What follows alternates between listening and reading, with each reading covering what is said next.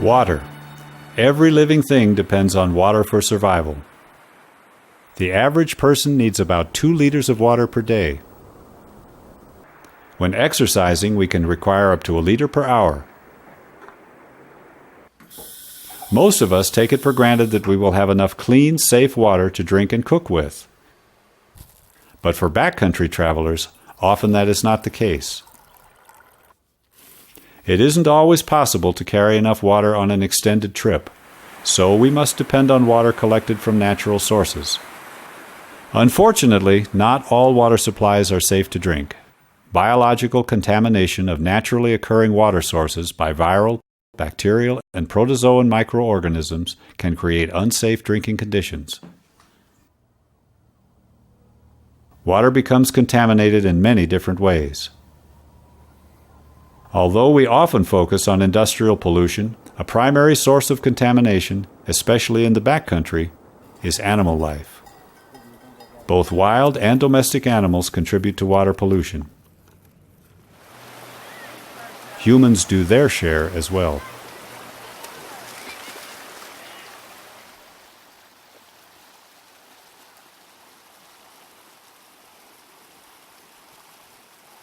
And finally, runoff from external sources may pollute water far from the site of original contamination.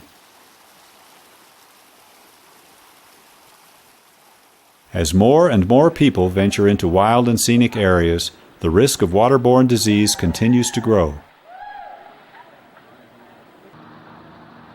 To avoid illness, travelers must purify water collected from outdoor sources to ensure it is safe to drink. The first step in the process is to carefully select a water source and collection point. Avoid using contaminated, stagnant, or slow-moving water, such as from eddies, lake shores, or shallow backwater.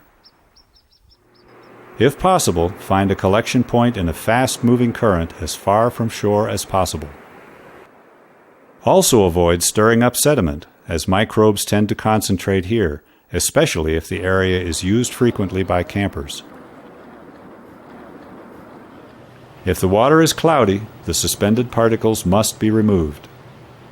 These particles are very small in size, so the easiest way to remove them is with a coagulant that will attach to the particles, causing them to become heavy and settle to the bottom. The most commonly used coagulant is aluminum sulfate, or alum. Add 2 teaspoons per 5 gallons of water. After the alum is added, let the water stand for at least 30 minutes. Then, gently pour into a clean, sanitized container. Once the solids have been removed, the next step is to neutralize biological contamination by either boiling or filtering and disinfecting. To effectively destroy microorganisms like Giardia and Cryptosporidium, boil at least 1 minute at sea level. Add an additional minute for each 1,000 feet above sea level. Although boiling may seem to be the easiest method, it can require burning a great deal of fuel, especially at higher altitudes. A simpler and more practical method of removing parasites is filtration and disinfection. Several effective water filtering systems are available through camping suppliers, and the National Sanitation Foundation tests and certifies this filtration equipment. NSF certification guarantees that a filter complies with federal standards of performance. Follow your filter's instructions carefully for safe and effective use. The final step in water purification is disinfection. This process will destroy bacteria and viruses too small to be eliminated by filtration. Disinfectants used to treat water in the backcountry are chlorine bleach and tincture of iodine. Of the two, bleach is more commonly used. Depending on water quality, use 2 to 8 drops of household bleach to disinfect a gallon of water. Utensils and equipment used to collect and store water must be washed after each use and disinfected periodically. After washing, filters and purification equipment should be dried and stored in accordance with the manufacturer's instructions. We spend a great deal of time, money, and energy selecting boots, backpacks, boats, and all the other equipment necessary to travel the backcountry. As important as these items are, none is more important than having a safe supply of water to drink during the trip. By applying the same awareness and common sense to water treatment that we apply to route planning or equipment selection, we can be certain that waterborne illness will not interfere with our enjoyment of the outdoors.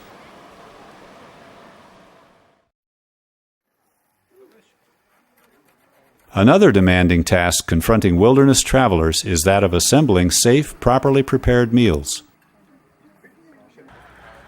The magnitude of this challenge increases in proportion to the length of the trip, the nature of the terrain, and the hostility of the weather.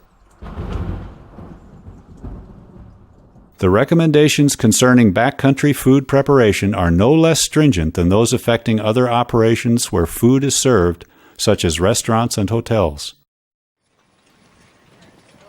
Outdoorsmen are often required to prepare meals even when they are miles from the nearest refrigerator or electrical outlet. Although not always perceived as such, providing food is one of the most potentially hazardous activities that adventurers perform. The risk of foodborne illness is very real and must be taken seriously.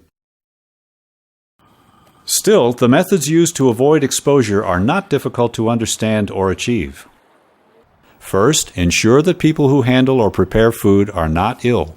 This simple step can have a far-reaching impact, as many infections are spread through human contact.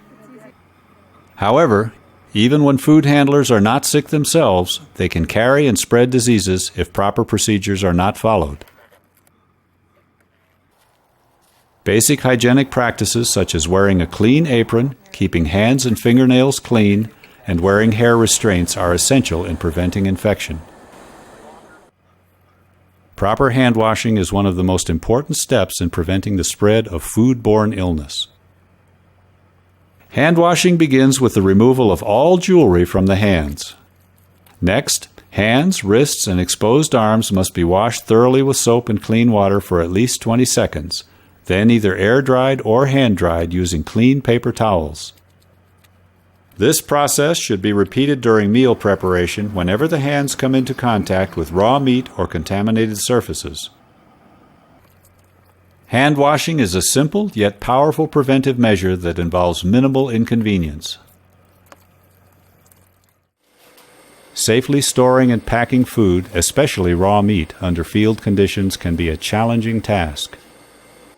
Outfitters must inspect canned goods for container damage. Do not serve food from dented or rusty cans.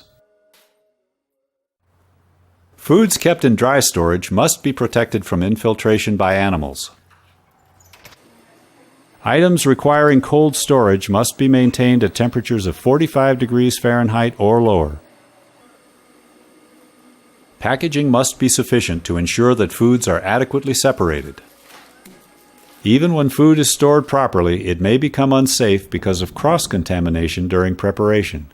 This occurs when a disease-causing agent that lingers on the hands, preparation surface, or utensils is transmitted to food. The risk of cross-contamination can be eliminated by thoroughly cleaning counters, cutting boards, utensils, and hands before, during, and after food preparation. All cooked foods must be heated until the appropriate temperature is reached throughout. For example, cook poultry until it reaches a temperature of 165 degrees Fahrenheit, ground beef to 155 degrees, and for pork and eggs, the temperature is 145 degrees. Use of a proper thermometer simplifies the task of verifying that food temperatures have been achieved. When serving food, it should be covered to prevent exposure to insects, dust, and debris. Always use utensils to handle food. Bare hands should never contact food while it's being served. If chilled food is offered, avoid leaving it out for more than 4 hours. The best approach is to simply return cold food to its cooler after use. Any leftover food must not be consumed in the backcountry, as the risk of foodborne disease is too great to accept. The final step in food service is the washing of dishes and utensils. Proper dishwashing consists of 4 phases. These are pre-flushing to remove food debris, washing with soap to remove residue or grease, rinsing with clean water to remove the soap, and sanitizing with an approved antimicrobial agent such as household bleach. The clean utensils and dishes may then be air-dried and stored for the next use. Proper food handling is one of the most important things a provider can do to ensure that travelers fully enjoy their outdoor experience.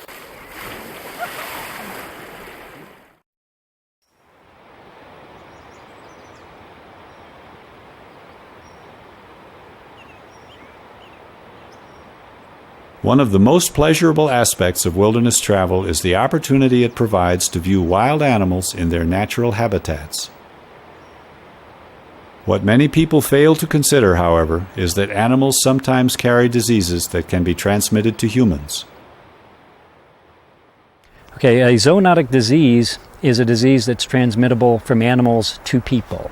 And there's a variety of diseases that you might encounter while in the national parks and the wild areas of the United States.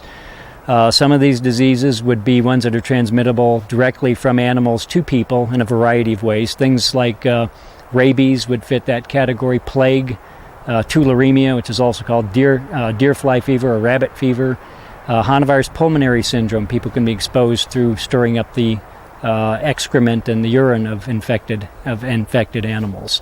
There's other types of diseases that are going to be transmitted by insect or arthropod vectors. These would be things like mosquito-borne encephalitis viruses, the tick-borne diseases. Plague can be transmitted by flea bite. Tularemia can be transmitted by deer fly bite.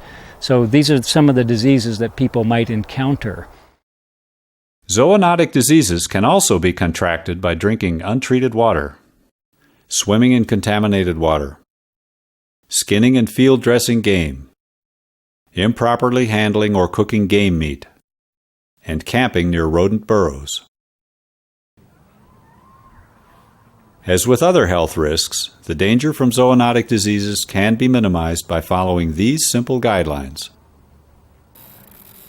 Properly treat water. Cook game to proper temperatures. Store food securely. Don't swim or recreate in foul water. Set up camp away from rodent burrows. Avoid direct contact with wild animals. And don't sleep directly on the ground. Use a tent to minimize exposure to insects and animals. Zoonotic diseases can cause severe illness and even death if not treated. But fortunately, most diseases can be avoided by learning about the hazards and taking reasonable precautions. Backcountry travel often involves spending time where there are no permanent facilities for the storage of human excrement. To safeguard the environment and the creatures that depend on natural ecosystems, therefore requires that human waste not be buried or left in the wilderness. In short, organizers must store and carry out the excreta they and their fellow campers generate. Fortunately, seasoned adventurers have developed simple and effective means of accomplishing this objective. The procedures we've discussed are simple to understand and implement, but that doesn't mean they're unimportant. So to re-emphasize, always remember to purify outdoor drinking water. Use common sense with food handling and preparation. Store food securely. Cook to proper temperatures. Maintain clean cooking and serving areas. And guard against contamination. Prevent the spread of germs by washing hands frequently. Be aware of zoonotic diseases and the different ways that they can be transferred to humans. And when nature calls, be kind to the environment. Don't leave human waste behind. Follow these strategies for disease prevention and you will ensure a healthy and enjoyable backcountry adventure for all.